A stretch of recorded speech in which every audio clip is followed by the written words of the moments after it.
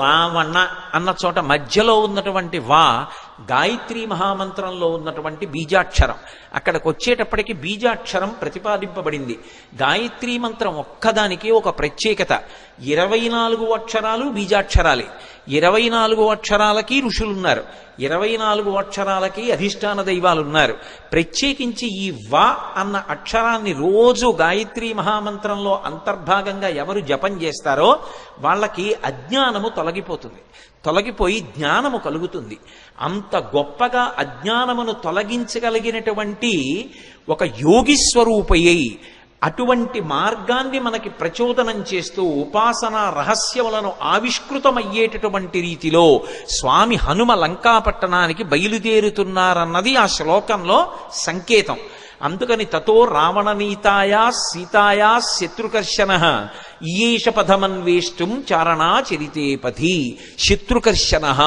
శత్రుకర్షణ అంటే శత్రువులను అణచినవాడు. ఏవి శత్రువులు? కామక్రోధ లోభ మదమోహమాత్సర్యములే శత్రువులు.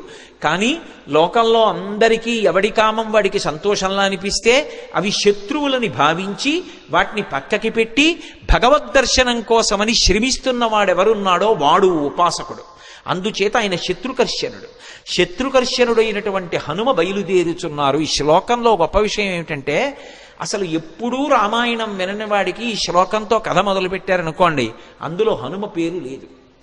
మీరు పూర్వాపరాలు చెప్తే తప్ప ఎవరు బయలుదేరుతున్నారో తెలియదు. కానీ ఈ జాతి గొప్పతనం ఏమిటంటే రామాయణం తెలియని వారు ఉండరు కాబట్టి హనుమ బయలుదేరుతున్నారు అని నేను చెప్పేసేయచ్చు. యథార్థంగా ఆలోచిస్తే అందులో ఎక్కడుంది హనుమ పేరు? ఆ ప్రారంభ శ్లోకంలో తతో రావణనీతాయా సీతాయా శత్రుకర్షణ ఈయేష పథమన్వేష్టం చారణా చరితే పథి. ఆయన బయలుదేరుతున్నారు. ఎవరాయన? హనుమ. అంటే కిష్కింధకాండతో అన్వయం చెయ్యి. సుందరకాండని సుందరకాండగా మొదలుపెట్టేయవద్దు. సుందరకాండ గొప్పతనం తెలియాలంటే, రామకథా బలం తెలియాలంటే, హనుమ యొక్క వైభవం తెలియాలంటే, అందరూ సంతోషాన్ని పొందడం మొదలైందని తెలియాలంటే, ఆయన ప్రయాణించేటటువంటి ఆయన శక్తి నీకు తెలియాలంటే కిష్కింధకాండతో అన్వయం చేసే సుందరకాండ మొదలుపెట్టు సుమా. అన్యాపదేశంగా మహర్షి యొక్క సంకేతం. అందుకని ఇప్పుడు స్వామి బయలుదేరడానికి సిద్ధంగా ఉన్నారు. ఆ నిలబడినటువంటి స్వామి యొక్క మూర్తిని వర్ణిస్తూ అంటారు ఆయన, దుష్కరం నిష్ప్రతిద్వంద్వం చికీర్షం కర్మవానర సముదగ్ర శిరోగ్రీవో గవాం పతిరివాబభౌ అంటారు. ఆయన తల బాగా రిక్కించి 2 చేతులు నడుం మీద పెట్టి బలాన్ని పుంజుకుని దూరంగా 100 యోజనముల సముద్రాన్ని చూస్తూ ఆ దక్షిణ దిక్కు వంక చూస్తూ నిలబడితేట ఆయన ఎలా ఉన్నారంటే ఎదురుగుండా ఒక పెద్ద ఆబోతు నిలబడిందా అన్నట్టుగా ఉన్నారట. ఆబోతు నిలబడిందా అన్నట్టుగా ఉన్నారన్న దాంట్లో ఒక సంకేతం. ఆబోతు అంటే నందీశ్వరుడు అంటే లోపల ఆనందం పొందుతూ ఉంటాడు. నంది శివాలయంలో ఎప్పుడు శివలింగాన్ని చూస్తూ ఉంటాడు. ఆయన దగ్గరికి వెళ్ళి మీరు మేళం చెయ్యండి, రోహిణీ కార్తెలో ఎండ రానివ్వండి, రోళ్లు పగిలిపోతుండనివ్వండి, హోరుమని వర్షం పడుతుండనివ్వండి, భక్తి ఎక్కువైపోయి ఆయన తోక కింద దీపం పెట్టండి, అరటిపండు ముక్క తీసుకెళ్ళి ఆయన మూతికి రాసేసి గాజు ఈగలు ముక్కులో దూరనివ్వండి, ఆయన తల కూడా ఇలా కనపడు. పృష్ఠభాగాన్ని ప్రపంచానికి ఇస్తాడు, దృష్టిని శివలింగం మీద పెడతాడు. దుష్కరం నిష్ప్రతిద్వందం చికీర్షం కర్మవానర సముదగ్ర శిరోగ్రీవో గవాం పతిరివాబభౌ. అసలు ఆ శ్లోకాన్ని చదవడం కష్టం. అంటే అది సామాన్యమైన విషయం కాదు సుమా, అందరూ చేయగలిగిన విషయం కాదు.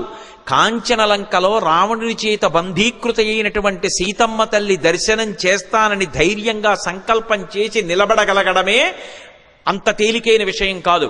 అటువంటి సంకల్పం చేసినటువంటి వాడు కేవలం తాను ఆచరించవలసినటువంటి ప్రణాళిక మీద దృష్టి పెట్టి తాను 100 యోజనముల సముద్రాన్ని దాటి వెళ్ళవలసినటువంటి విషయం మీద ఆలోచిస్తున్నారు తప్ప పిరికితనం కాని, వెళ్ళగలనా అని కాని, వెళ్ళలేనా అని కాని, అసలు రెండవ ఆలోచనకి తావులేని రీతిలో శివాలయంలో నంది ఎలా ఉంటాడో అలా ఆబోతులా కొండ మీద నిలబడి ఉన్నారు.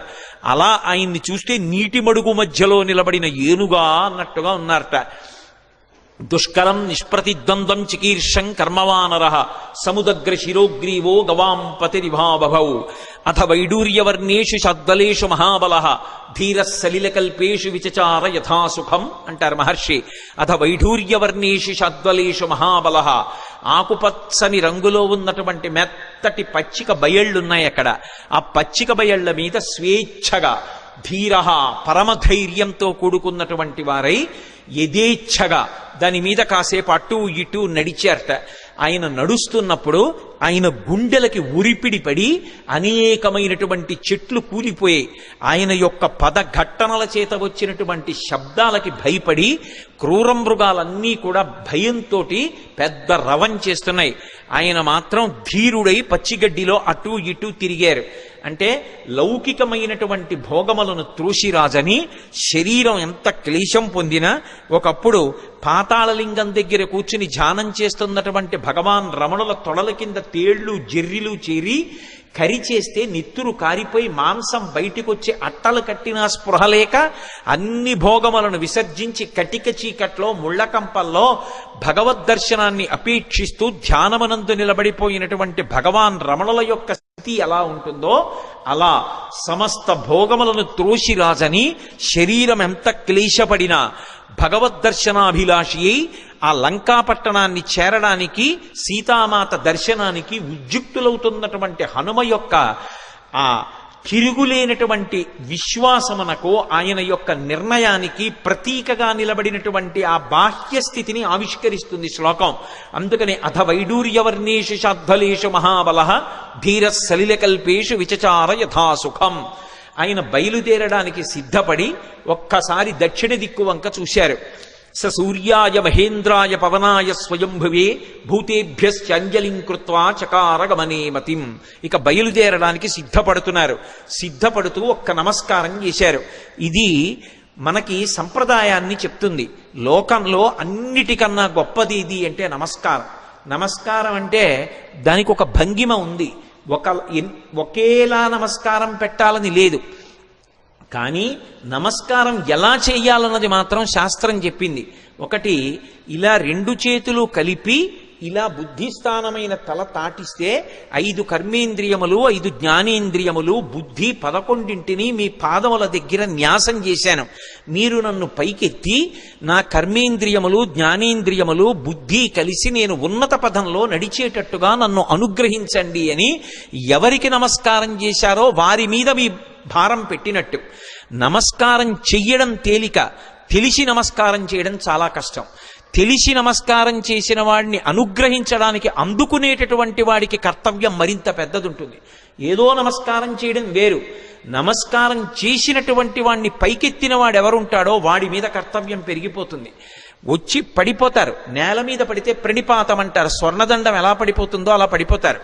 అలా పడిపోతే దాని అర్థం ఏమిటంటే ఎంత కింద పడిపోవచ్చో అంత కింద పడిపోయాను, ఇంకింతకన్నా కింద పడిపోవడానికి అవకాశం లేదు. మీరు క్రింద పడలేదు, కూర్చునున్నారు, నిలబడి ఉన్నారు. క్రింద పడిన నన్ను పైకెత్తండి అని అడిగినట్టు. క్రింద పడిపోయిన వాడిని ఏం చెయ్యాలి? నోటి మాటతో అయ్యో లేవండి అనాలి, లేదా భుజములు పట్టి పైకెత్తాలి. లేవండి అన్నందుకు, భుజములు పట్టి పైకెత్తినందుకు జీవితంలో కూడా అతన్ని పైకెత్తవలసిన కర్తవ్యం నమస్కారం అందుకున్న వాడి మీద ఉంటుంది. నమస్కారం పెట్టించుకోవడం, నమస్కారం అందుకోవడం అంత తేలిక కాదు. నమస్కారాలు పెట్టించుకోవడం అంత బరువైనటువంటి విషయం. అంత జాగ్రత్తగా ఉండాలి అలా నమస్కారం పెట్టేవాళ్ళు ఉంటే. అలాగే అభివాదము అంటారు. 2 చెవులు పట్టుకుని చతుస్సాగర పర్యంతంగో బ్రాహ్మణేభ్య శుభం భవతు అంటూ చెప్తారు. అది చెప్పినప్పుడు పాదాల దగ్గర పట్టుకుని చేతులు మెల్లమెల్లగా పైకి తీసి మోకాళ్ళ దగ్గర పట్టుకుని వంగి చేయి అడ్డు పెట్టుకుని అప్పుడు అభివాదం చెప్పాలి, పేరు చెప్పాలి. పేరు చెప్పారు అంటే అభివాదం చేశారు అంటారు. అలా ఎక్కడ పడితే అక్కడ ఫోన్లోనూ అభివాదాలు చేయకూడదు. అభివాదం చేశారంటే అవతల వారు ప్రశాంతంగా ఉండాలి. మీ గురించి వినడానికి వారు ప్రశాంతంగా ఉంటే అప్పుడు మాత్రమే అభివాదం చేసి చెప్పాలి తప్ప సభలోకి వస్తున్నప్పుడు, సభలో ఏదో ఇక ఉపన్యాసానికి పైకి వెళ్ళిపోయేటప్పుడు అప్పుడు వచ్చి చతుస్సాగర పర్యంతం అని అభివాదాలు మొదలు పెట్టకూడదు. అభివాదం ఎక్కడ చెయ్యాలో అక్కడే చెయ్యాలి. ఏ కారణం చేత కూడా నమస్కారం ఇలా చెయ్యక్కర్లేదు. ఇలా నమస్కారం చెయ్యమని ఏ శాస్త్రంలోనూ లేదు. అలా చెయ్యక్కర్లేదు నమస్కారం. నమస్కారం అంటే అలాగే చెయ్యాలి. నమః, నేను కాదు అని అలా చేసినటువంటి నమస్కారం ఏదుంటుందో ఆ నమస్కారం ఒక్కటి తెలిసి చేసినంత మాత్రం చేత జీవితంలో అందుకోవలసినటువంటి స్థితికి వెళ్ళిపోతాడు.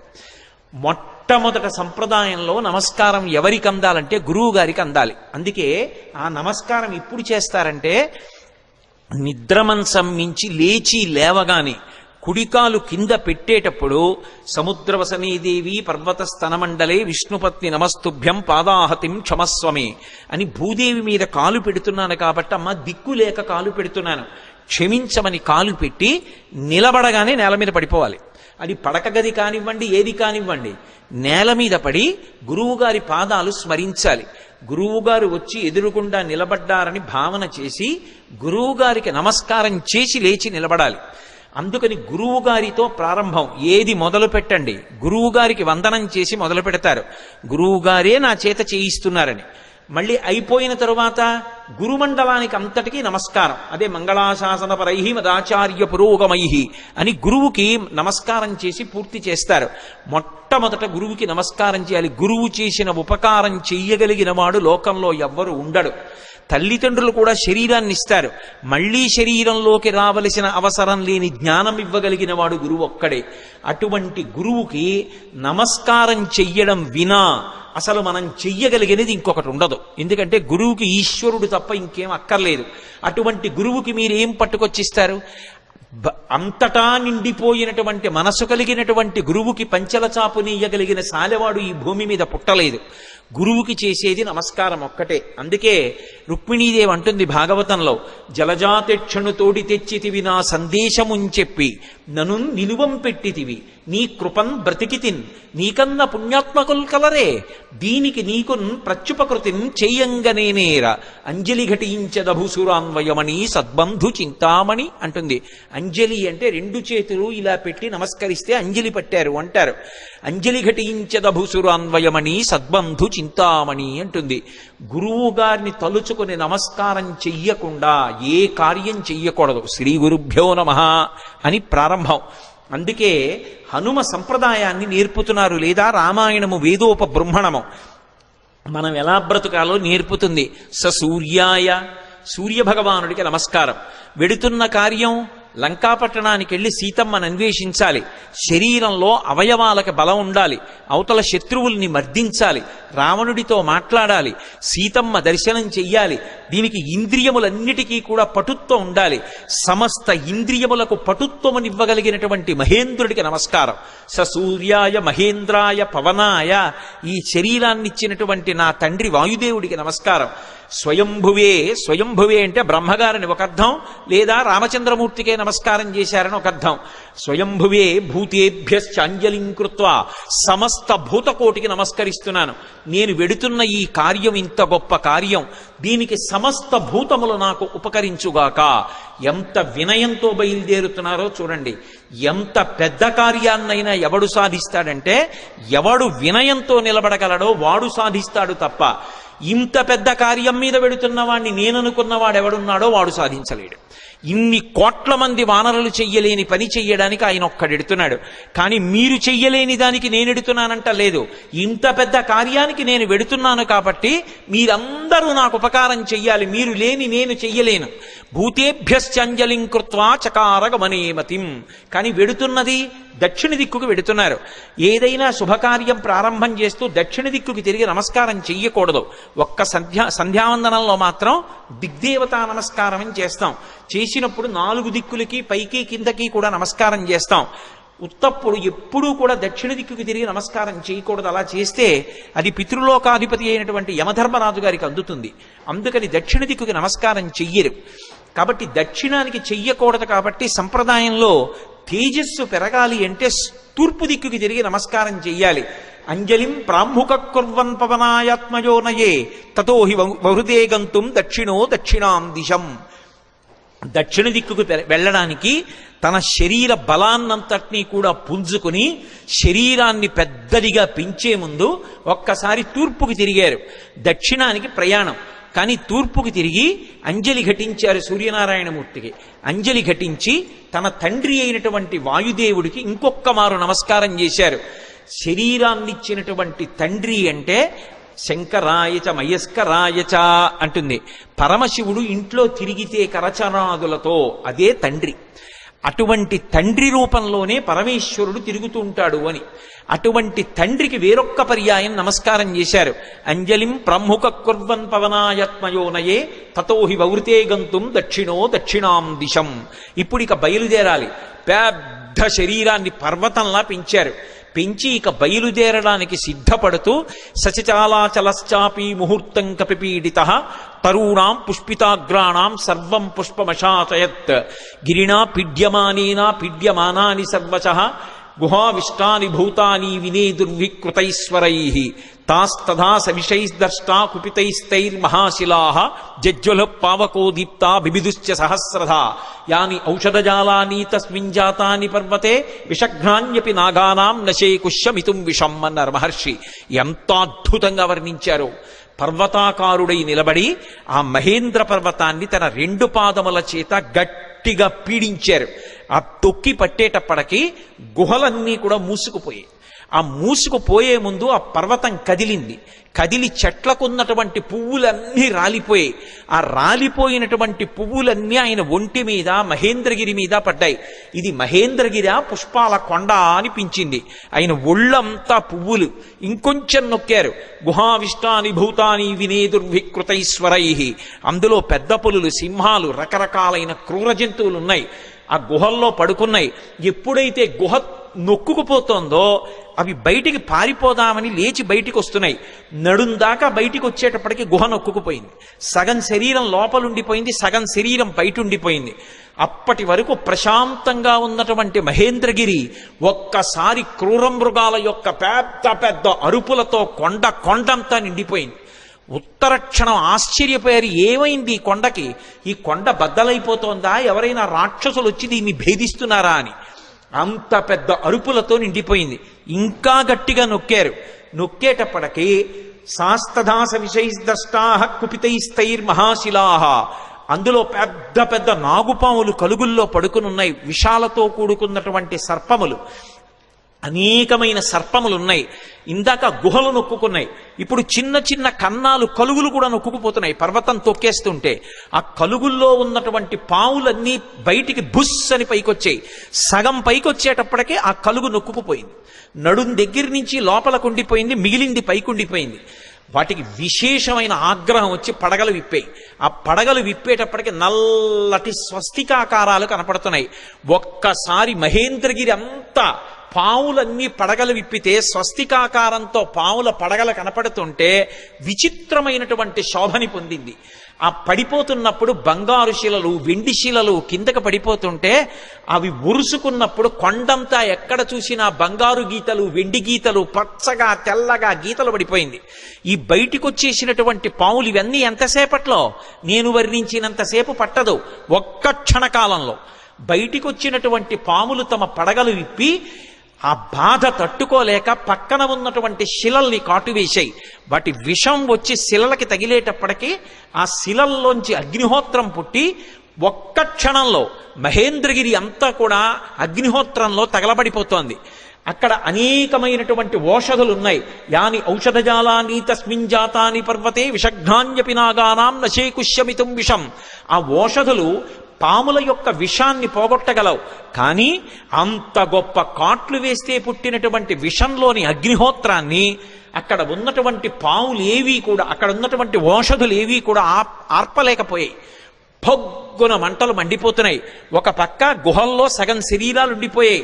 ఈ పావులు, క్రూర జంతువులు ఈ వేడి ఎక్కడ లేని అరుపులు అరుస్తున్నాయి. అలా అరుస్తున్నటువంటి సమయంలో అక్కడ విద్యాధరులు, గంధర్వులు మొదలైనటువంటి వాళ్ళు బంగారు పాత్రలు తెచ్చుకుని అందులో మద్యం పోసుకుని మంచి మంచి మాంసాలు తెచ్చుకుని తింటూ ఎద్దుల యొక్క తోళ్లు భూమి మీద పరుచుకుని తమ కాంతలతో కలిసి కూర్చుని మాంసం తింటూ మద్యం సేవిస్తున్నారు. అకస్మాత్తుగా కొండ కదిలిపోయింది. దర్శయంతో మహావిద్యాం విద్యాధర మహర్షయః సహితాస్తస్తురాకాశే వీక్షాంచకృష్య పర్వతం. దర్శయంతో మహావిద్యాం అంటారు మహర్షి. విద్యాధరులు, గంధర్వులు తమ యొక్క మహావిద్యని ప్రదర్శించారు. ఏమిటా మహావిద్య అంటే కొండంతా కదిలిపోయి పావులన్నీ పైకి లేచి క్రూర మృగాలు అరిచి చెట్లన్నీ అకస్మాత్తుగా పువ్వులు కురిసేసి పెద్ద పెద్ద అరుపులు అరిచి అగ్నిహోత్రం పుట్టేసింది. బంగారు పాత్రలు వదిలేశారు, మద్యం వదిలేశారు, ఆహారం వదిలేశారు, ఎద్దుల తోళ్లు వదిలేశారు. భార్యల్ని మాత్రం చంకలో పట్టుకుని అకస్మాత్తుగా ఆకాశంలోకి ఎగిరిపోయి ఆధారం లేకుండా వాళ్ళు ఆకాశంలో నిలబడ్డారు. నిలబడి కాలిపోతున్నటువంటి మహేంద్రగిరిని చూశారు. చూసి ఆశ్చర్యపోయి వీక్షాంచ కృష్య పర్వతం, ఏమి ఈ కొండ బద్దలైపోతోందా, ఏమి ఎవరూ కనపట్టలేదు, ఏమైంది ఈ కొండకు, అసలు ఏం జరిగి అకస్మాత్తుగా మహేంద్రగిరి ఇలా అయిపోతోందని తెల్లబోయారు. వాళ్ళలా తెల్లబోతుండగా మహర్షులు, దేవగాయకులైనటువంటి చారణులు మొదలైనటువంటి దేవతల సంఘాలుగా నిలబడి చెప్పుకుంటున్నారు. ఏష పర్వత సంకాచో హనుమాన్ మారుతాత్మజ తితీర్షతి మహావేగ సముద్రం మకరాలయం. మొసళ్లతో కూడుకున్నటువంటి రాక్షసులతో కూడుకున్నటువంటి 100 యోజనముల లవణ సముద్రాన్ని తాను దాటి వెళ్లి వానరజాతి పరువు ప్రతిష్ఠలు నిలబెట్టి సీతమ్మ జాడ తెలుసుకుని రామచంద్రమూర్తికి నివేదించడానికి పర్వత శరీరుడైనటువంటి స్వామి హనుమ పరాక్రమాన్ని పుంజుకుని దీన్ని లంఘించడానికి సిద్ధపడుతున్నారు. ఆశ్చర్యం, ఎవరి కోసం ఇంత కష్టపడుతున్నారు?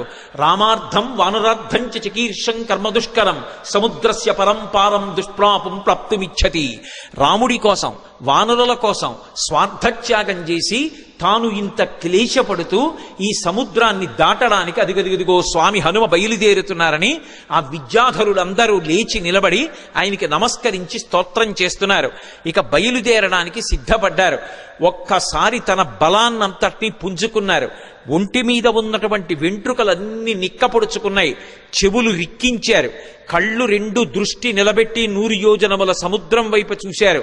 సచిచాలాచలశ్చాపి ముహూర్తం కపిపీడిత అని దుదివేచ సరోమాణీ చకంపే చాచలోపమః బాహూసం స్తంభయామాస మహాపరిగసన్నిభౌ సపారచ కపి కట్యాం చరణౌ సంచుకూచ.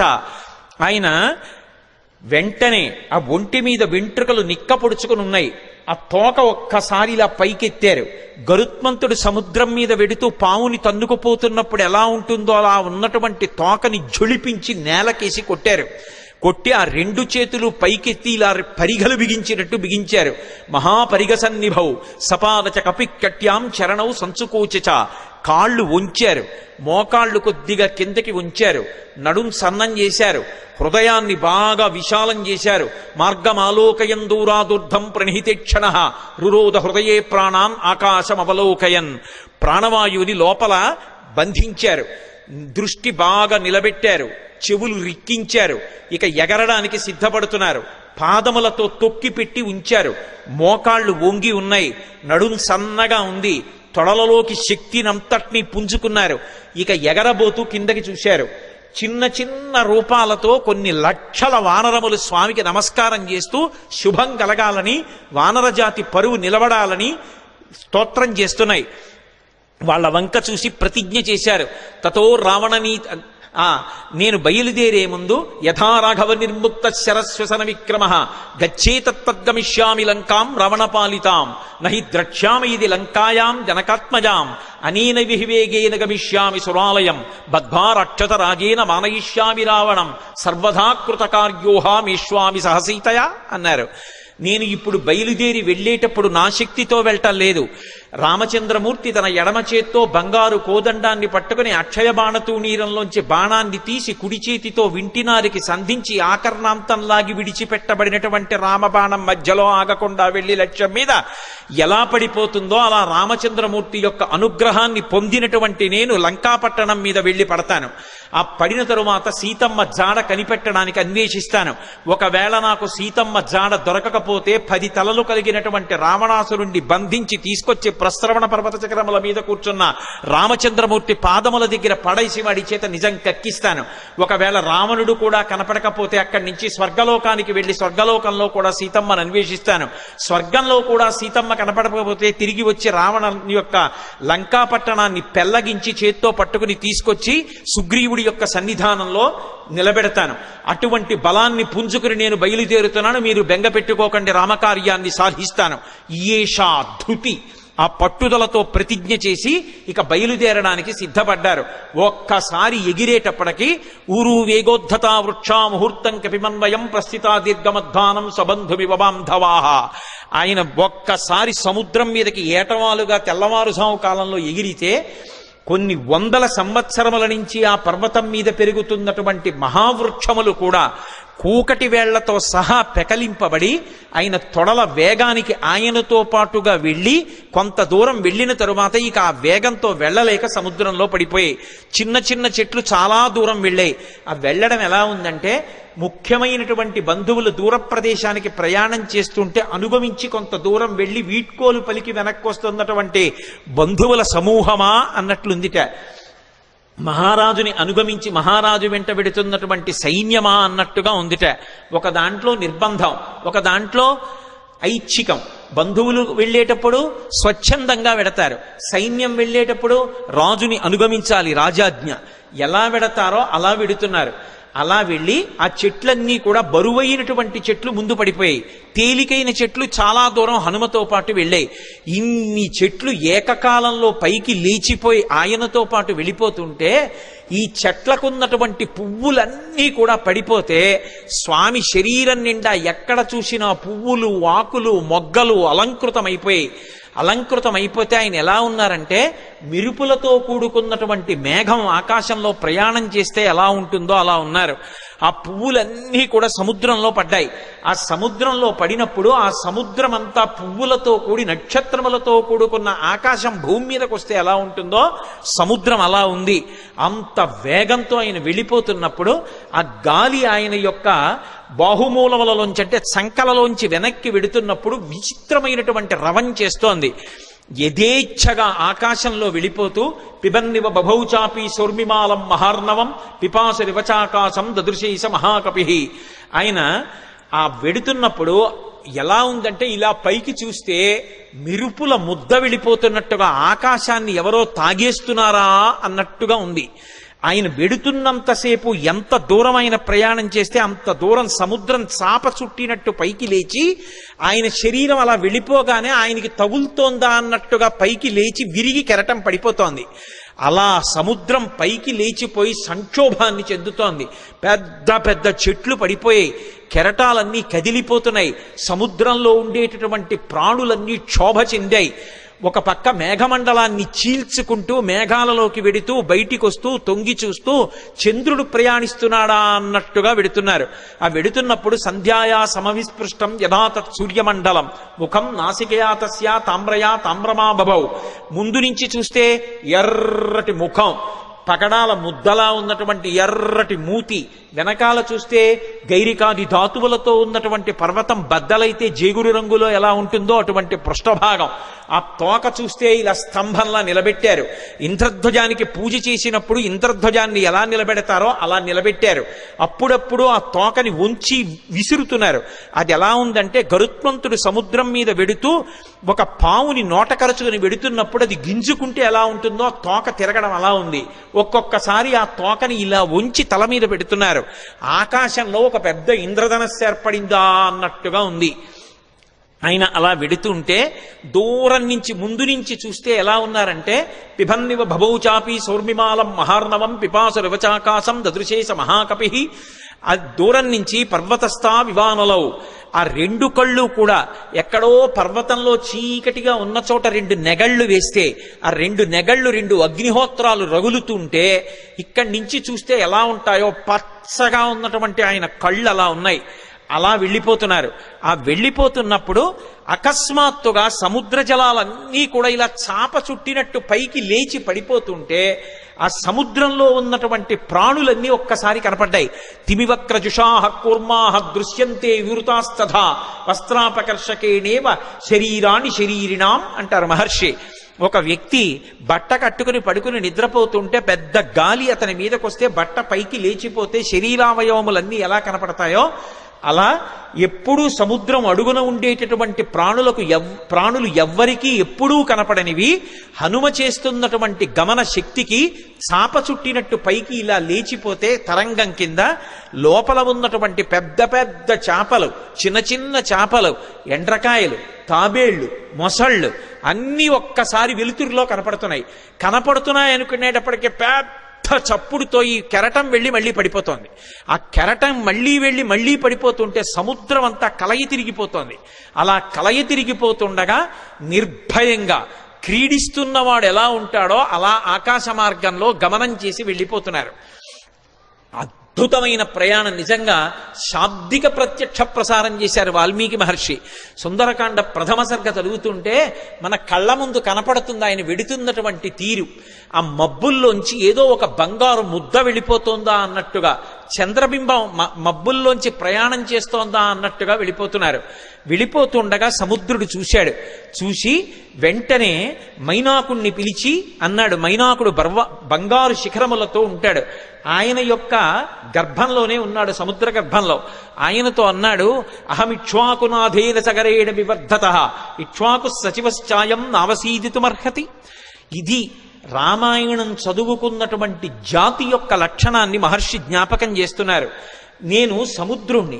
ఈ భూమి మీద సముద్రాలు ఎలా ఏర్పడ్డాయో తెలుసా?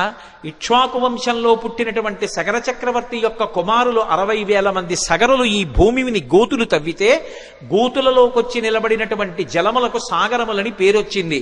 మేము ఏర్పడ్డాము అంటే దానికి కారణం అదిగో ఇక్ష్వాకు వంశంలో పుట్టిన సగర చక్రవర్తి.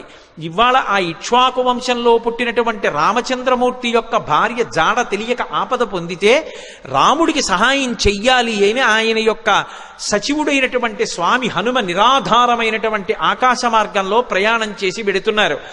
మేము ఏర్పడడానికి కారణం ఇక్ష్వాకు వంశంలో పుట్టిన సగరుడైతే ఆ ఇక్ష్వాకు వంశంలో పుట్టిన రాముడికి కష్టం వచ్చినప్పుడు కష్టం తీర్చడానికి వెడుతున్న హనుమకి ఉపకారం చెయ్యాలి కదా. నువ్వు నాలో ఉన్నావు కదా, నా నీళ్లు తాగడానికి పనికిరావు, ఉప్పు నీరు. కానీ నీ ఎందు పర్వతములున్నాయి, ఆ పర్వతాల్లో చెట్లున్నాయి, చెట్లల్లో అనేకమైన తేనెపెట్లున్నాయి, కందమూలాలున్నాయి. ఒక వానరానికి అంతకన్నా ప్రీతికరమైనది ఏది ఉంటుంది? నువ్వు పైకి లేస్తే ఒక్కసారి ఆయన విశ్రమించి కాస్త తేనె తాగుతారు, కాసిని కందమూలాలు తింటారు, తర్వాత ప్రయాణం చేస్తారు. అటువంటి మహానుభావుడు ఎడుతున్నప్పుడు మనం ఆయనకి కించిత్ ఉపకారం చెయ్యకపోతే ఎంత దోషం చేసినట్టు. పాతాళ శాప్రమేయస్య ద్వారమావృత్య తిష్టసి తిర్యగూర్త్వమలశ్చైవ శక్తిస్తే శైలవర్ధితం. నువ్వు ఈ సముద్రంలో పడిపోయినప్పుడు పాతాళలోకం నుంచి రాక్షసులు పైకొచ్చేటటువంటి బిలానికి అడ్డంగా పడ్డావు, ద్వారానికి. కాబట్టి రాక్షసులు పైకి రాలేరు. కానీ నీకు ఒక శక్తి ఉంది, నువ్వు పైకి పెరగలవు, పక్కలకి పెరగలవు, కిందకి వెళ్ళగలవు. కాబట్టి పైకి లే, స్వామి హనుమ వస్తున్నారు, తొందరగా లే. ఎందుకో తెలుసా? కర్తవ్యమకృతం కార్యం సతాం మన్యుముదీరయేత్. ఆర్షవాక్కు అద్భుతమైన విషయాన్ని చెప్తున్నారు. మహాత్ములకు కోపం రాదు, కానీ అటువంటి మహాత్ములు కూడా కోపగిస్తారు. ఎప్పుడు కోపగిస్తారో తెలుసా?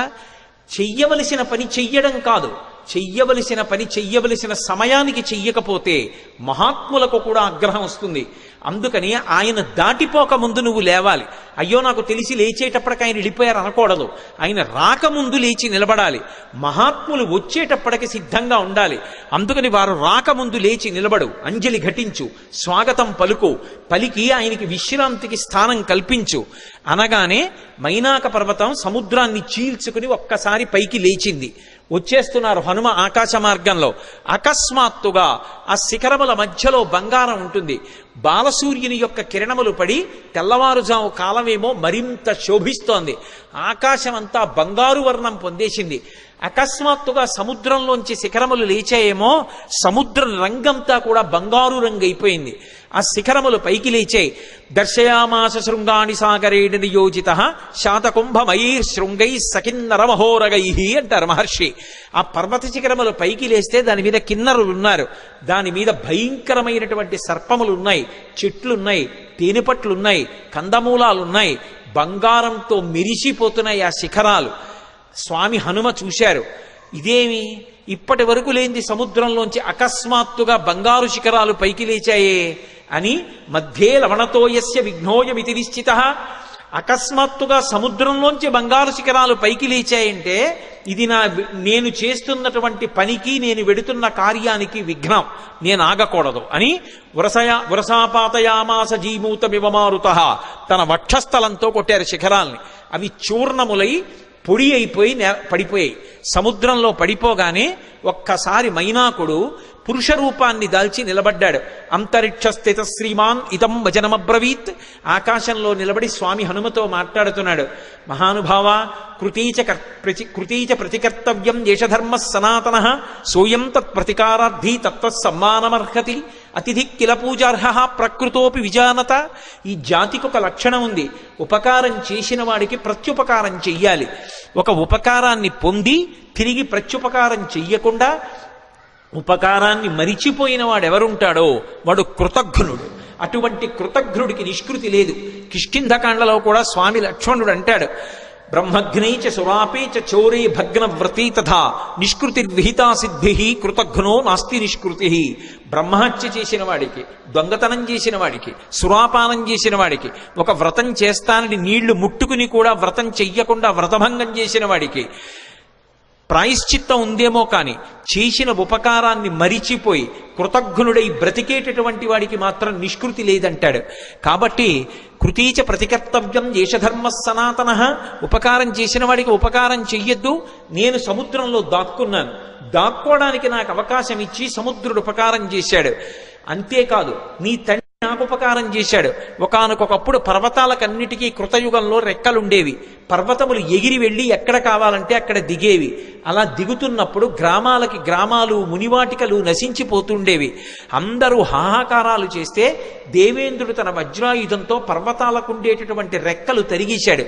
అలా తరిగేస్తున్నప్పుడు నా రెక్కలు కూడా తరిగేస్తాడని నేను భయపడి భయంతో రెక్కలు ఉన్నా ఎగరలేక ఉండిపోయాను.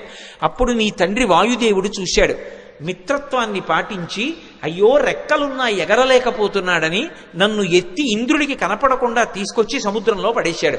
నేను వెళ్ళి రాక్షసుడు పైకొచ్చేటటువంటి బిలమార్గానికి అడ్డుగా పడ్డాను. ఇంద్రుడు ఓరకంట చూసి పోనీలే భయంతో కదలడు కాబట్టి బిలమార్గం మూసుకుంది, రాక్షసులు పైకి రారు, ఉభయత్రా ఉపకారం జరుగుతుందని ఊరుకున్నాడు. రెక్కలున్నా కదలలేక ఆనాటి నుంచి ఈనాటి వరకు సముద్రంలో పడున్నాను. నీ తండ్రి వాయుదేవుడు నాకు ఉపకారం చేశాడు.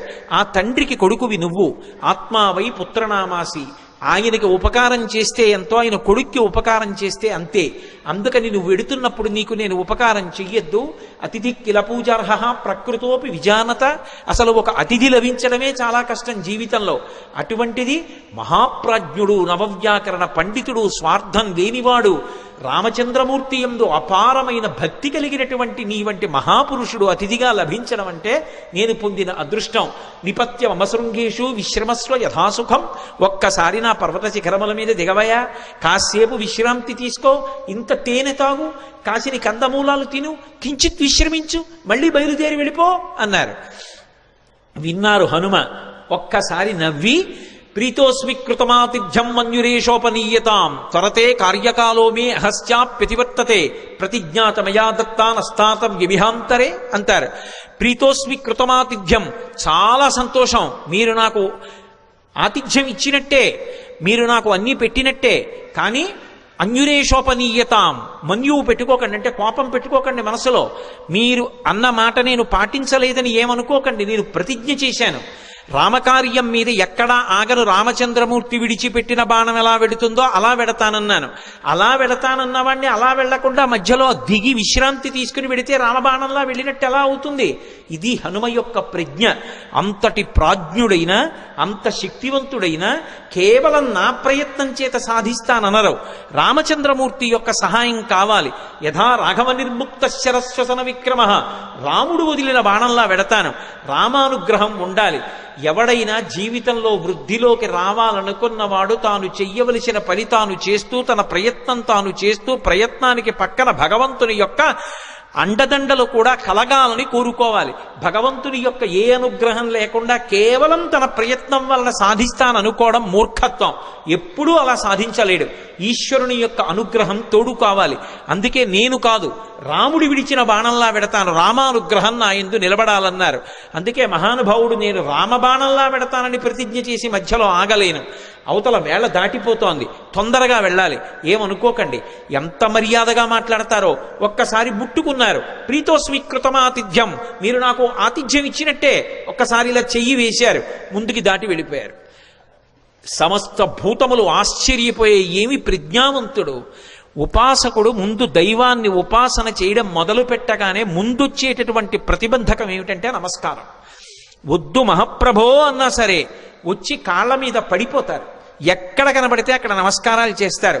ఇవన్నీ బానే ఉన్నాయి, నా అంతవాడు ఎవడుంటాడని లోకంలో అనుకున్నాడో చతికిల పడి జారిపోతాడు. కాదు కాదు, ఇవన్నీ నమస్కారాలు ఈశ్వరుడికి చెందుతాయి. నేనంతటి వాడిని నిమిత్త మాత్రం అనుకున్నవాడు ఎవరున్నాడో వాడు వృద్ధిలోకి వస్తాడు. అందుకే మైనాకుడంతటి వాడు బంగారు శిఖరములతో పైకొచ్చిన ముట్టుకుని మర్యాదగా వెళ్ళిపోయారు తప్ప అక్కడ దిగలేదు, నిలబడలేదు. ముందుకెళ్ళిపోయారు. చూశారు, మహర్షులు చూశారు, గంధర్వులు చూశారు, కిన్నెర కింపురుషులు చూశారు, సిద్ధులు చూశారు, సాధ్యులు చూశారు. గబగబా నాగమాత సురస దగ్గరికి వెళ్ళారు. వెళ్ళి ఆవిడితో అన్నారు, అమ్మా అమ్మా ఆశ్చర్యం, అయం వాతాత్మజ శ్రీమాన్ ప్లవతే సాగరోపరి హనుమాన్ నామ తస్యత్వం ముహూర్తం విఘ్నమాచర. అమ్మా ఆశ్చర్యం చూశావా, స్వామి హనుమ సముద్రాన్ని లంఘించి వెళ్ళిపోతున్నారమ్మా. నువ్వు నాగమాతవి, సురసవి, ఏది ఒక్కసారి రాక్షస రూపాన్ని పొంది విఘ్నాన్ని కల్పించు. ఆయన ఏ పాటి నిలదొక్కుంటారో చూద్దాం. అమ్మా వెళ్ళిపోతున్నారమ్మా, తొందరగా విఘ్నం కల్పించు అన్నారు. అడగచ్చా ఆ మాట అంటే ఇందులో ఒక విశేషం ఉంది. అసలు ఆ పేరే ఎంత గొప్ప పేరో, సురస. 3 అక్షరాలు కాబట్టి బేసి సంఖ్య. ఆడపిల్ల పుట్టినప్పుడు పెట్టడానికి యోగ్యమైన పేరు. పైగా అది నాగుల యొక్క తల్లి, అన్నిటిని మించి దక్ష ప్రజాపతి యొక్క కూతురు. అందుకని దాక్షాయణి అన్న పేరు అన్వయం అవుతుంది. ఆవిడ సామాన్యురాలు కాదు, అంత గొప్ప తల్లి. అందుకే సురస అని పేరు పెట్టారు. ఒక రకమైనటువంటి ఓషధికి ఈ పేరుకి అన్వయం అయ్యేటటువంటి పేరుతో పిలవడం అనేటటువంటిది లోకంలో సంప్రదాయంగా ఉంది. నాగసుగంధి అని. సురస 3 అక్షరాలు. అసలు ఆ పేరు పిలవడమే ఎంత అందంగా ఉంటుందో చూడండి. మంచి రసము, సురస. సురస ఎవరు, నాగమాత ఎవరు, ఎందుకు వచ్చింది, అసలు ఆవిడ్ని ఎందుకు తీసుకొచ్చారు దేవతలు, ఆవిడ్ని ఎందుకు తీసుకొచ్చారు సిద్ధులు, సాధ్యులు, యక్షులు, గంధర్వులు, కిన్నెరుడు, కింపురుషులు అంటే ఈ సురస ఎవరో కాదు, కశ్యప ప్రజాపతి భార్యలలో ఒకటి అయినటువంటి కద్రువ. మీరు ఇతపూర్వం మహాభారతంలో ఆదిపర్వంలో ప్రారంభం కథ అదే. వినతా కద్రువుల కథ విని ఉంటారు. కద్రువ వినతయందు అసూయ చెందింది. అసూయ చెంది వినతతో దాస్యం చేయించుకోవడమని ఇంద్రుడి యొక్క ఉచ్చైశ్రవం అనేటటువంటి తోకకి పాము చుట్టుకునేటట్టుగా చేసింది. పాములన్నీ ఆమె పిల్లలు, అందుకే ఆమె నాగమాత. రామాయణంలో నాగమాత సురస అంటారు.